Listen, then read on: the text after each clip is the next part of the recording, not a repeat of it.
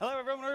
We're really excited to be here. We're from Slalom. We're here to talk about accelerators, streamlining our development in serverless and beyond. What we mean by accelerators is how to start new project templates really fast. To introduce ourselves, my name is Michael J. Smith. I'm a director in our software engineering organization with Slalom Build, which is our organization globally where we bring together teams to build product. I'm Stephen Nichols. I'm a director at Slalom in our global cloud practice, and I specifically run our new accelerator platform. So we'll be talking about that a little bit today. So today what we're going to cover, we got 15 minutes and we were told to be very tight, so we're going to go through this quick. A little bit of introduction on what we mean when we say accelerators, so we'll define what that means for Slalom and why AWS and why we're investing so much there. Michael's going to walk us through an example of one of our better accelerators, which is a serverless accelerator, and then we'll wrap it up with some lessons learned we have from launching a global accelerator platform. So to get kick-started, what do we mean when we say accelerators? The way Slalom thinks about this is more than just a piece of automation. We want it to really be a codification of a best practice or a standard. So we have a new team that's setting up. We have accelerators that are being created, and they're more than just, hey, here's A, B, and C tasks that need to be done, but it's more can we build something that's going to impact the team and the way the team operates. So, a lot of the obvious pros, you eliminate rework, don't repeat yourself, standard software development principles. Some of the challenges that we see is build it and they will come does not work. So you need to make sure anything that you build has a clear business value and an ROI. And just like anything else that you build, they need maintenance, they need love and care. So figuring out how you're going to build them, how you're going to distribute them, and how you're going to care for them is big challenges to figure out. Why AWS? So Slalom is the SI North American Partner of the Year again. So we're really excited about that. And I won't read through the stats, but we do a lot of AWS work globally. And we kept seeing a lot of our customers had the same or very similar issues over and over. And since each of their environments is unique and each of their problem sets are unique, we were reinventing the wheel for lack of a better term, and it seemed crazy that we would do a landing zone 100 times. So what we started doing is trying to figure out what are the common pieces that all of our customers need, and starting to focus on those and figure out how we can build them out in a better way so that we can deliver faster and better. So with that, one of our most exciting and used accelerators was around serverless development, and Michael will walk you through that. We realized the need for the serverless accelerator back in 2015, shortly after API Gateway was released publicly, and saw that this is a thing, this can be a way of the future. This is how we can build new APIs on a microservice architecture and repeat it over and over and over again. With Slalom, we do this kind of work with our customers all the time. And we teach our customers to do it themselves, to build your own accelerators to keep your organization running effectively. My biggest passion is helping teams run efficiently so that they can build more business value and do what's really important to them. The examples here on the screen, these are the basic serverless building blocks of how you can put together a serverless application. And there's a lot of great resources on how to do the simplest things, the Hello World application, the starter tutorial in each of these services. But the challenge comes when you want a cohesive system that's all working together and distributed and connecting all of these building blocks together. Oftentimes, a new team's going to spend time churning on plugging those things together. So the accelerator is the solution for defining the processes, the developer instructions, the infrastructure, and the operations of the application. To get there, there are certain critical enablers that we have to have for your organization to aim for these objectives. And I'm going to read through these briefly, but we start with quality automation to build quality into every step of the development cycle. Continuous integration and delivery to start with a plan for how you're going to do your release management and get these applications, get these systems out to a production system. Infrastructure as code, hopping side to side, to define your infrastructure mainly to be able to destroy it and recreate it in exactly the same way, to build new environments in exactly the same way so that you're sure that you're testing the right infrastructure. The metrics and monitoring on the other side, to operate the system and be aware of when things are going wrong or predict when things might go wrong. Microservices architecture is part of that repeatability of making a cookie cutter accelerator to do it over and over and over again, and secrets management to have a secure application. All of that's revolving around a DevOps culture so that your development team is aware and invested in how the system operates in your production environment.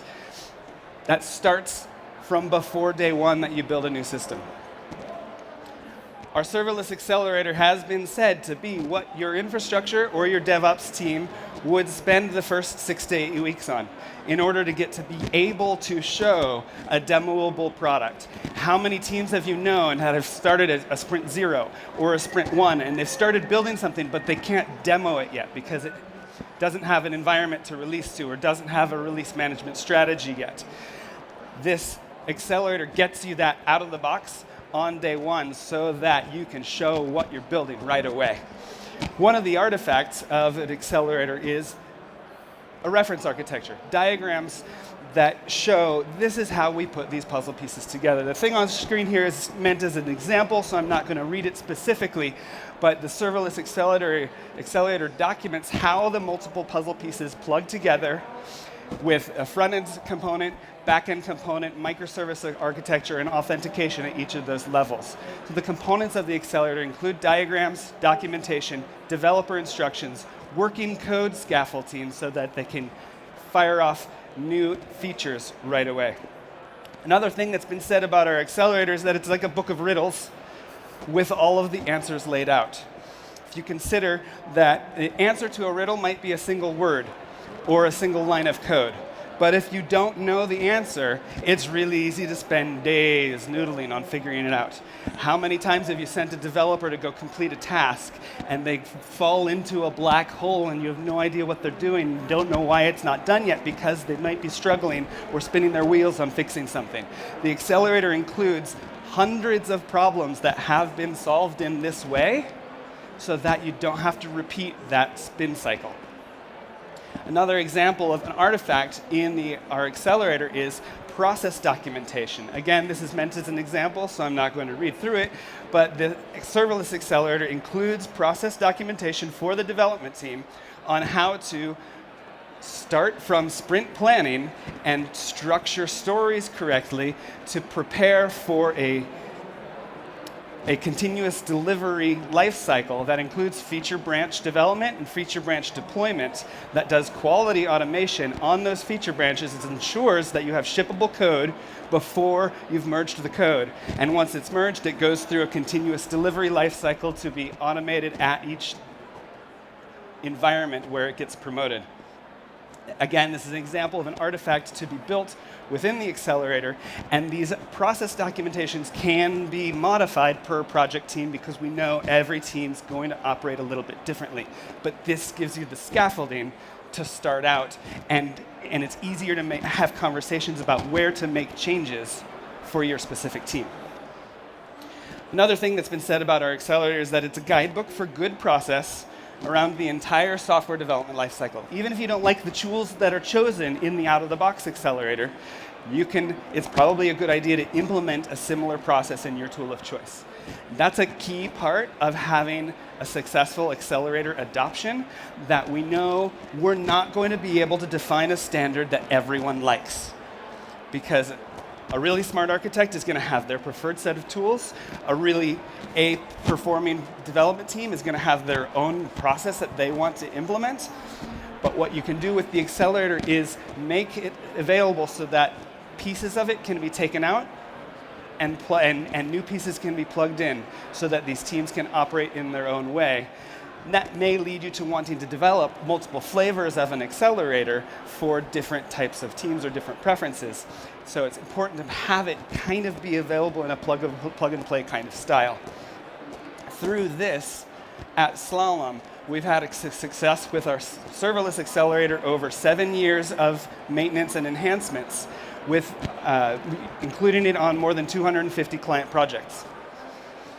And a core piece of that is bringing back those lessons learned from each of those projects and continuing to enhance our accelerator as the tools evolve. So the challenge of bringing all these pieces together, we want our teams to be able to operate with these objectives in mind.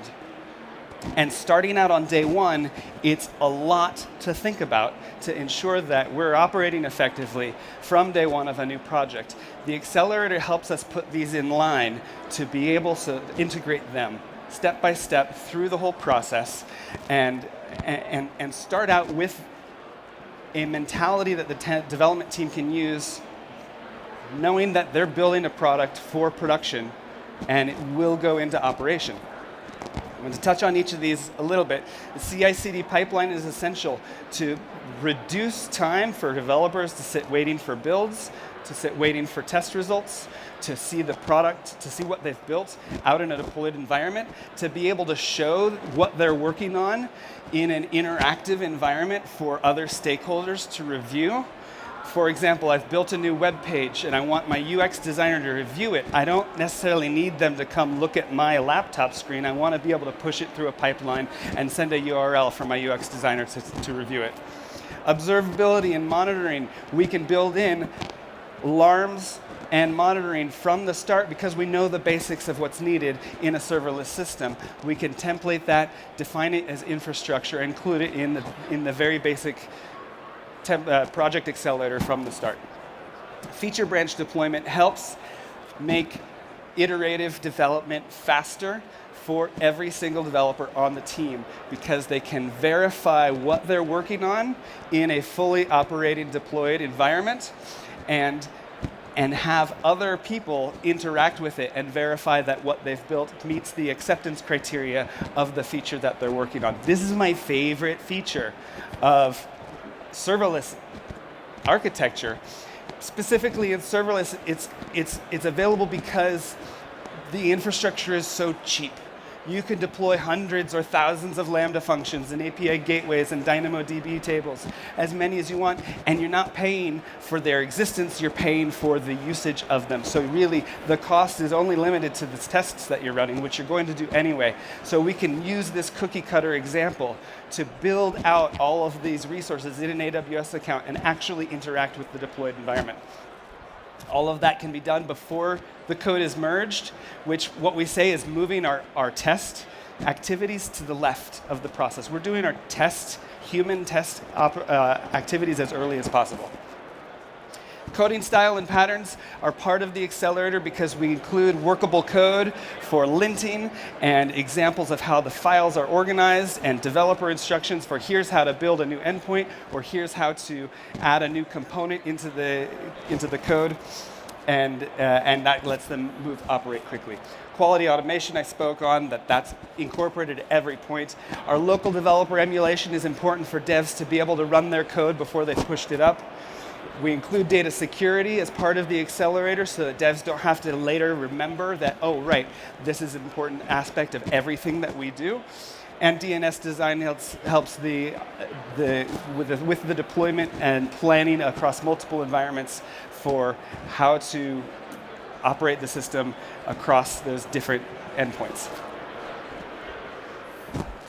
This is an example of what that work might look like in the first 8 weeks of building all of these objectives without an accelerator, and we say that you can just start right at week 9 and start producing business value. So to wrap up, what we really wanted to do is we had things like the Serverless Accelerator where we were creating them, we were seeing great value added to our customers, and the adoption was still surprisingly low. And the reason it's surprisingly low is we're a distributed company like most of you, right, where we have a global presence.